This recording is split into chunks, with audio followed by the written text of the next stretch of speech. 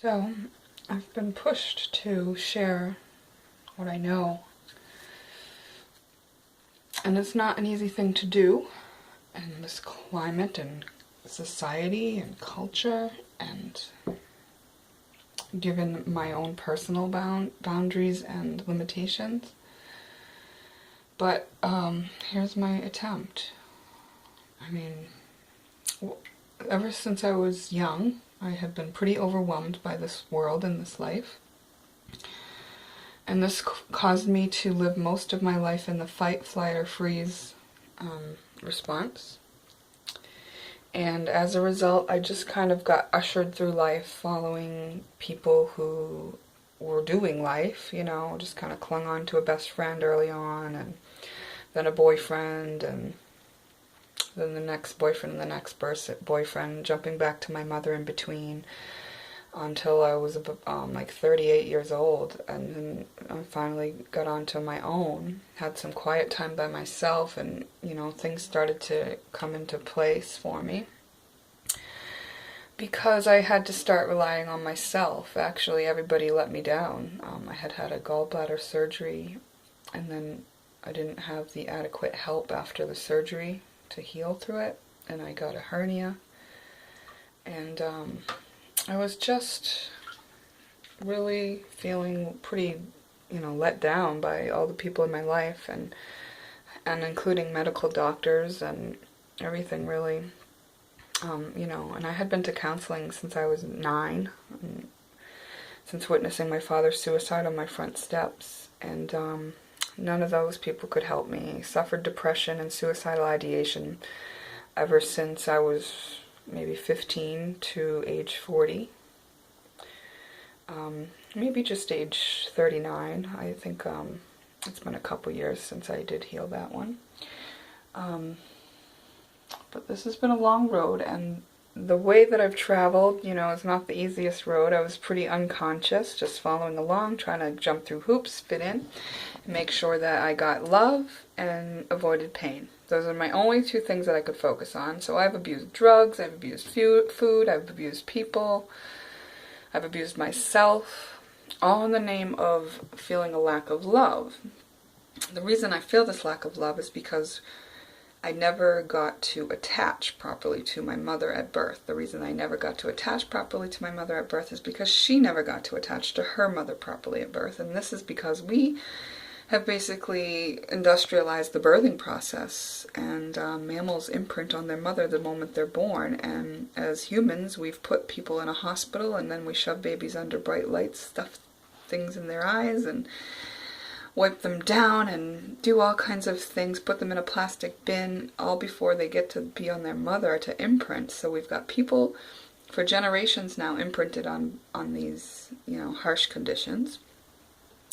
This is causing an epidemic, or what I would like to call a virus of narcissism. Narcissism is basically a cancer virus running through the emotional body of the human race, which is basically means that the cell of the narcissist, as a community of cells that we are working together here on Earth, the cell of the narcissist is working against the others in the community, even though we are a community of cells working together.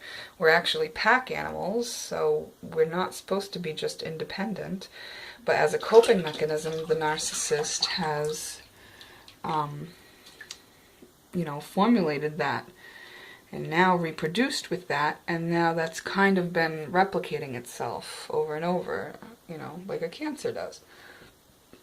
Narcissists just out for themselves, and all we have to do is bring back the heart into it and balance things back out with allowing our children to imprint on their mother.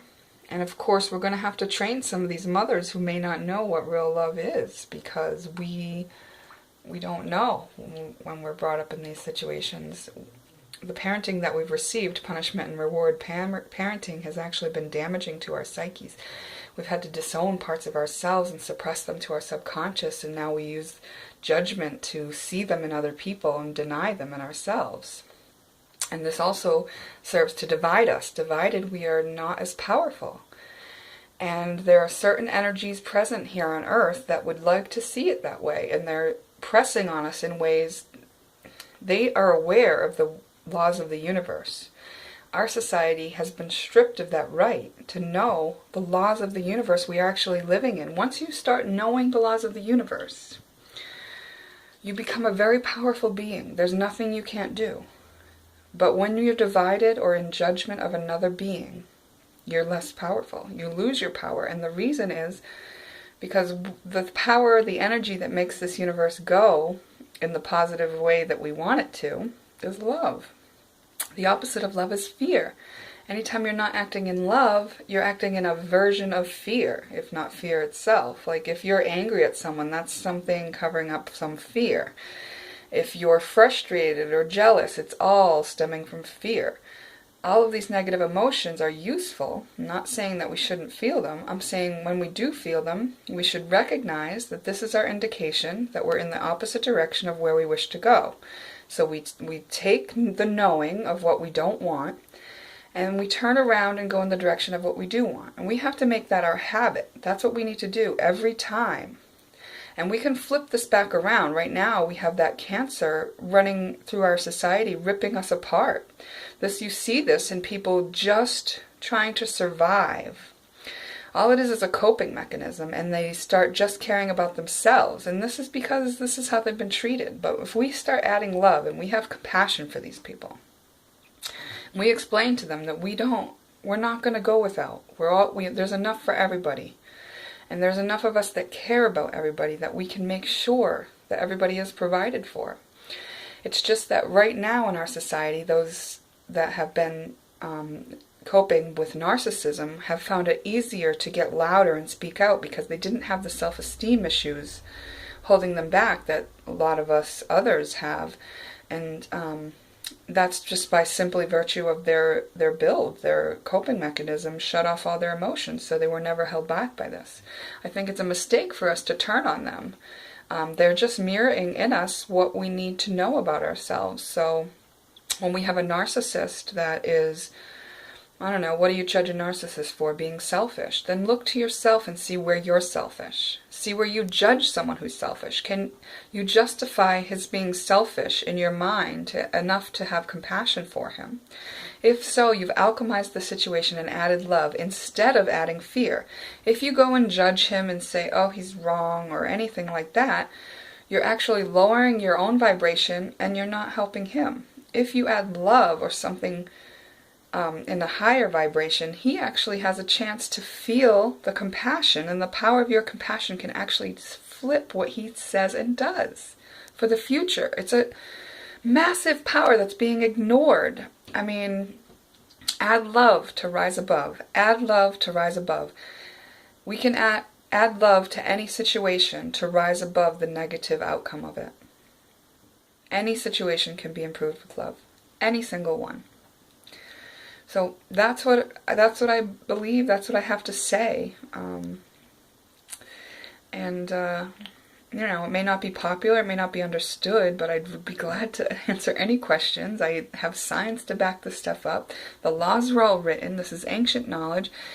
When we're kept down into a society where our vibration is very low and we feel disempowered, victimized, and like we can't make a difference, and unloved, then we don't do anything about the situation we're in. We're just powerless to it, and we succumb to it, and we stay in pain and fear. But it doesn't have to be that way. So try it out. Do some experiments. Ask me some questions. I'm glad to help you find your way, but I'm not going to argue with you because I'm going to just keep moving on to things where I can make an effective difference. I think if this doesn't resonate with you, that's fine with me. You just take it. Take what you need and leave the rest. And if you just needed to feel the resistance to what I'm saying, that's fine too. I'm fine with it. This is the truth, and this is what I believe. And this truth will change lives, so it would be wrong to keep it to myself.